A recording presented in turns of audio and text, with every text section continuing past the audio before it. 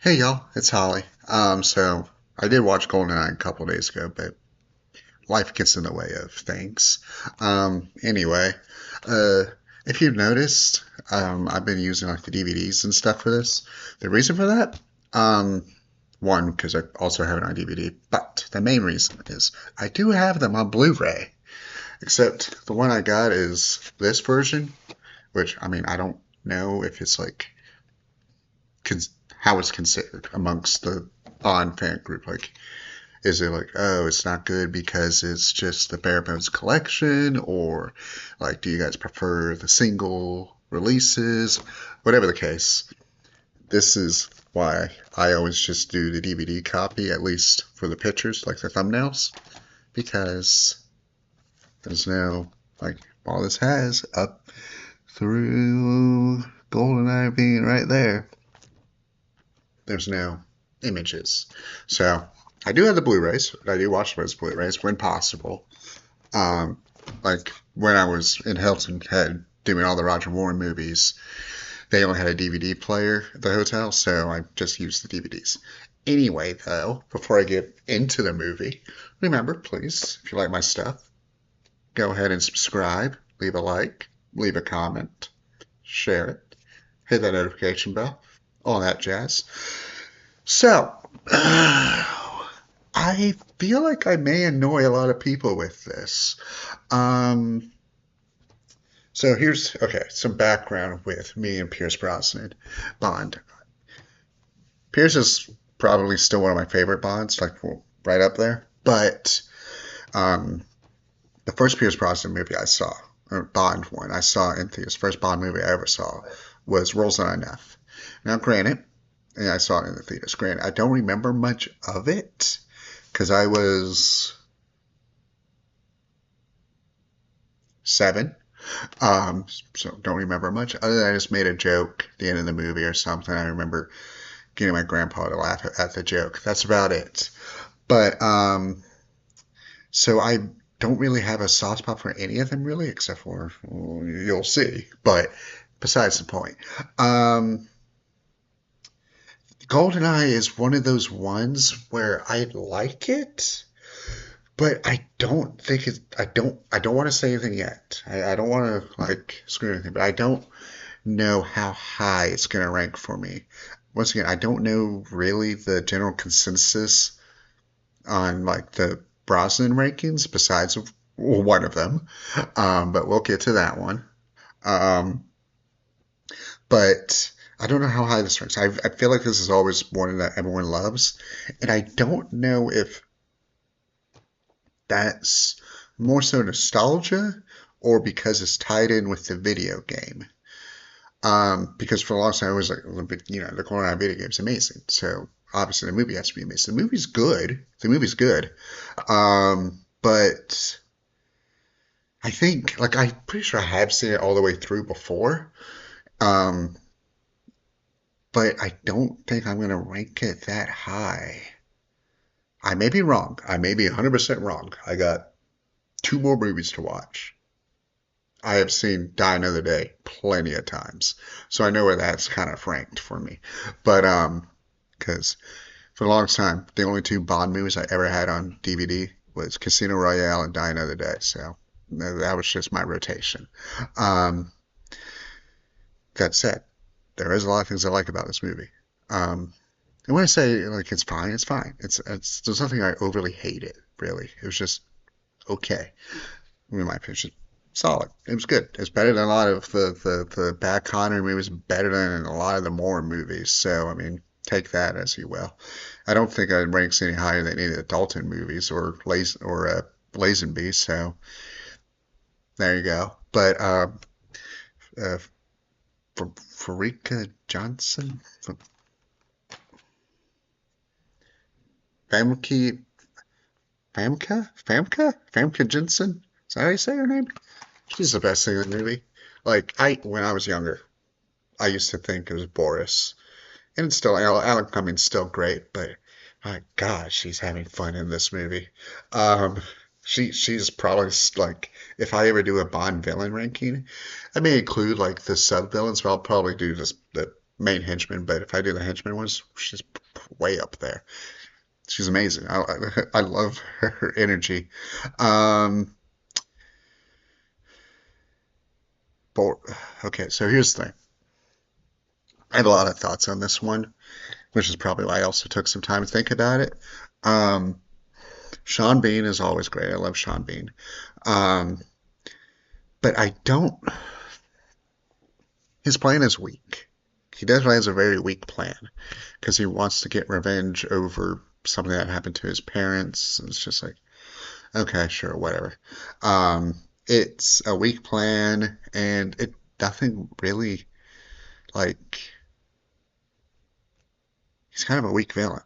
Like people know the twist, and people know his death more so. Like when you think of maybe I'm wrong, but when you think of GoldenEye, the movie, when you think of GoldenEye, you think of the game. But when you think of the movie, it's more so for Sean Bean's character. You remember the twist and his death. The other things you really remember is uh, Onatop and Boris. Those are the two main things you remember. His sidekicks. Maybe I'm wrong. Maybe I'm wrong, but that's what I think. As a introductory movie, um, I don't know. That's tough to say because if I'm comparing to the other like Bond introductory movies, I don't want to place it at the bottom, but I may because here's the thing: Doctor No, great introduction to Bond and the whole idea of Bond in the universe and stuff. Um, Honor Majesty, Honor Majesty's a really good reintroduction to Bond kind of thing. I can't. It's hard to really place because it's his first and final. It's not like we got to see more of Lazenby, so that's tough. But the quality of the movie's really, really good. Um, Same with Living Daylights. Living Daylights is a great introduction to Dalton Bond, but it's Living Daylights and License to Kill. There's not much room to grow. Um, More, maybe nostalgia and like for me, personal blindness, but I feel like Live and Let Die is still a really good like introduction to a new version of Bond. Um, I don't know. So, and then of course Casino Royale is a fantastic introduction to Craig's Bond. So like I think unfortunately Brosnan, like in terms of GoldenEye being an introduction to a new Bond, may straddle the line of being like right there at the bottom with Live and Let Die, and I do love Live and Let Die a lot, but it may be right there, and that's like I don't know, it's tough. And I love Brosnan. I love that you know a lot of it's still the same. Like so, here's the okay. Let me try to say more stuff I do like, and stuff that kind of like F to me because I know they'll build up on it and stuff. Cube's always great. Like he seems to have the rapport again, although Brosnan seemed to go back. His rapport with um, Q seemed to go back to later more, where he's a bit more of like a jerky schoolboy kind of thing, kind of just messing around with his stuff. And I feel like Brosnan a lot is a better version of Moore with the quips and stuff. Like they do definitely go back a bit with the darkness that Dalton brought. So they go back to a little bit of silliness, but they're kind of like straddling the line. Um, so there is that. New Moneypenny is great. Like, she's a mainstay. M is fantastic. I love that they said it's predecessor. So, like, it even works, her predecessor even works into the fact that, like, there's other M's. Kind of like how they did with Bond as well. Um,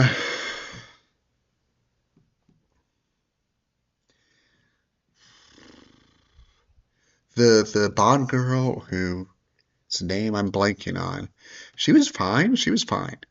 Um, I've seen worse. I've seen a lot worse. I had to, if I had to place her, I would probably, I don't want to place her like within the same ballpark as, oh God, what is her name? Kara. Like that's the closest thing I can think of is Kara, maybe. Um, in terms of like Bond girls, so like they have a thing, but they're not really like known for like a whole lot of stuff. If that makes sense. I don't know what that sentence was, but um, yeah, she's fine. I feel like there should have been more, but I don't know what. And then the other thing, and it's not as egregious as other movies. This one really isn't as egregious, but it's still is the recasting, reusing of Joe Don Baker, who I love Joe Don in a lot of things, and he was one of my favorite parts of Living Daylights. But he played a different character and died in Daylights. Granted, so that wouldn't confuse people. So, but it's still like, okay, so you recast him as another American guy helping him out. So it's like, okay. It goes back to my same issue uh, uh with I'm blanking, I'm sorry. With Octopussy and Golden Gun, where it's like you recast the same person within a different role, and there's not too many movies apart from each other for that. It's less egregious here because it's a new Bond entirely. I feel like it would have been worse if, like, let's say this was Dalton's third movie and they did that, then that'd be bad. Um, and like I said, like it does really bug me, but it's still that same kind of thing. It's like, okay, they just reuse them. Like, yes, I do know that they kind of do the same, but even weirder with M down the line because it's Judi Dench still playing M, but a different M for Craig, so that part's all weird. Um, I think probably my biggest issue with this that I'm having with it is an issue of overhype. Um, with that being like, how everyone's saying like, oh, this one's an amazing, like this is one of the better Bonds, this is like one of the best, blah blah blah blah blah. But then you see it as like it's good, it's solid, it has a kick-ass song, a great video. Oh, maybe a great for its time video game. Um, I'm not gonna pretend like it holds up fantastically, uh, but and like some memorable stuff in it for sure. But like even now, when I'm looking back at it, the scenes that like stand out at me, the opening for the most part, yeah. I don't know which parts will like stay in my memory as things go on, but like the dam jump, the plane jump, the fake out death, maybe.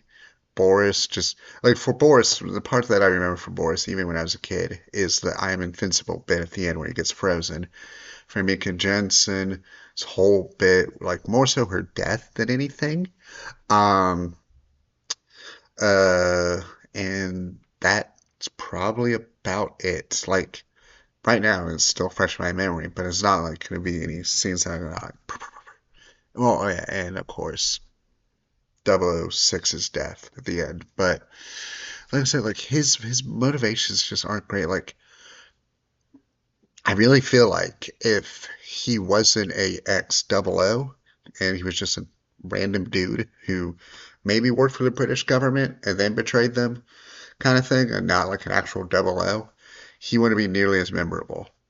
Maybe I'm wrong about that, and maybe once again, maybe it's a product of the game. If the game wasn't as popular as it was, I don't know how this would rank with people.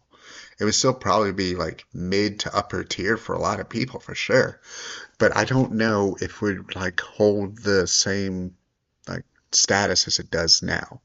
Once again, it does really sound like I'm crapping on it. Maybe I don't like it. It's just mildly disappointed, maybe. I liked it. It was good. Like, it was just fine, I think. I think it's just solid. Like that's about all I can just say about it. It's not something that's like overly terrible, not overly great, in my opinion, either. It's good.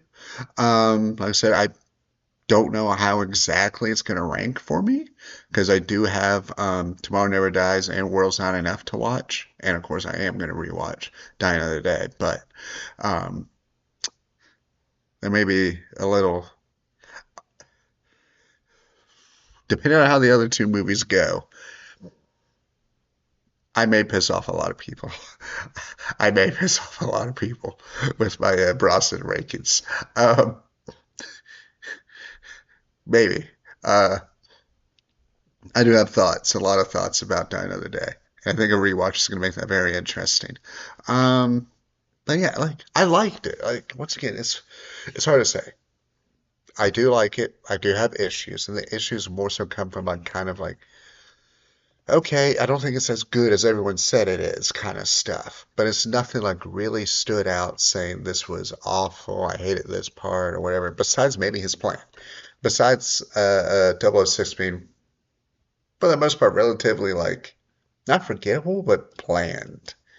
I think that's the biggest thing is that he was bland and he was overshone by his, like outshone, shined by his henchmen, which does happen with a lot of Bond villains. It happened a lot with Moore and even Connery for sometimes, but like Moore happened all the time with Live and Let Die, maybe GoldenEye, depending.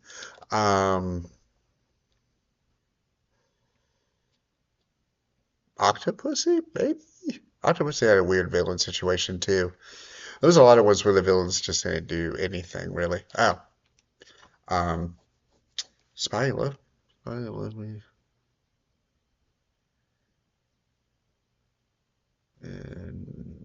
No, doesn't matter. Whatever. I'm rambling at this point. Um, but yeah, I liked it. I'm looking forward to Tomorrow Never Dies because it definitely does seem a bit more interesting with Michelle Yeoh and that one guy who looks really weird. I don't remember his name.